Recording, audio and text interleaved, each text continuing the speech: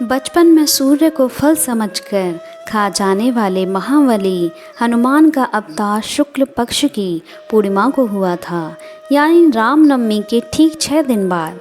बड़े बड़े पर्वत उठाने वाले, समुद्र लांघ जाने वाले, स्वयं ईश्वर का कार्य संवारने वाले संकट मोचन का अवतरण दिवस नज़दीक है। ये पर्व विश्व भर में अनुमत भक्तों द्वारा धूमधाम से मनाया जाता है।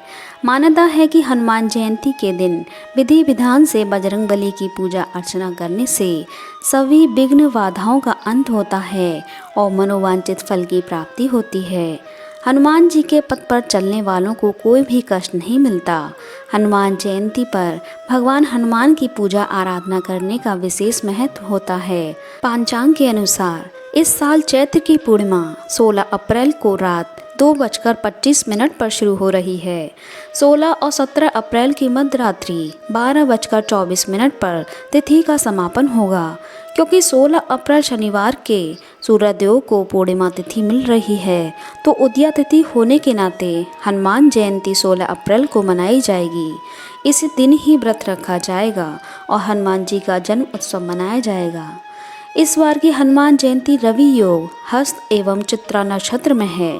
16 अप्रैल को हस्त नक्षत्र सुबह 8:40 तक रहेगा।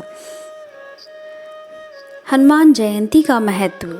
धार्मिक मान्यता है कि हनुमान जयंती के अवसर पर विधि विधान से बजरंगबली की पूजा अर्चना करने से मनोवांछित फल की प्राप्ति होती है। लेकिन ध्यान रहे, हनुमान जी की पूजा करते समय राम दरबार का पूजन अवश्य करें, क्योंकि माना जाता है कि राम जी की पूजा के बिना हनुमान जी की पूजा अधूरी रहती है।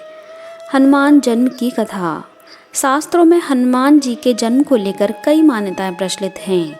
पौराणिक मान्यता के अनुसार एक बार स्वर्ग में दुर्वासा द्वारा आयोजित सभा में स्वर्ग के राजा इंद्र भी उपस्थित थे।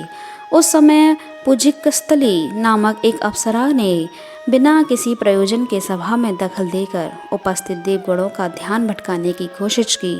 इससे नाराज होकर ऋषि दुर्वासा ने पुंजिकलस्थली को बंदरिया बनने का श्राप दे दिया। ये सुन पुंजिकलस्थली रोने लगी। तब ऋषि दुर्वासा ने कहा कि अगले जन्म में तुम्हारी शादी बंदरों के देवता से होगी, साथ ही पुत्र भी बंदर प्राप्त होगा। अगले जन्म में माता अंजनी की शादी बंदर भगवान केसरी से हुई और फिर माता अंजनी के घर हनुमान जी का जन्म हुआ। एक अन्य पौराणिक कथा के अनुसार राजा दशरथ ने संतान प्राप्ति के लिए यज्ञ करवाया था। इस यज्ञ से प्राप्त हवि को खाकर राजा दशरथ की पत्नियां गर्भवती हुईं। इस हवि के कुछ अंश को एक गरुड़ लेकर उड़ गया और उस जगह पर गिरा जहां माता अंजना पुत्र प्राप्ति के लिए तप कर रही थी। माता अंजनी ने हवि को स्वीकार कर ग्रहण कर लिया। इस हवि से माता अंजनी गर्भवती हो गई और गर्भ से हनुमान जी का जन्म हुआ। आप सभी दोस्तों को हनुमान जयंती की हार्दिक शुभकामनाएं।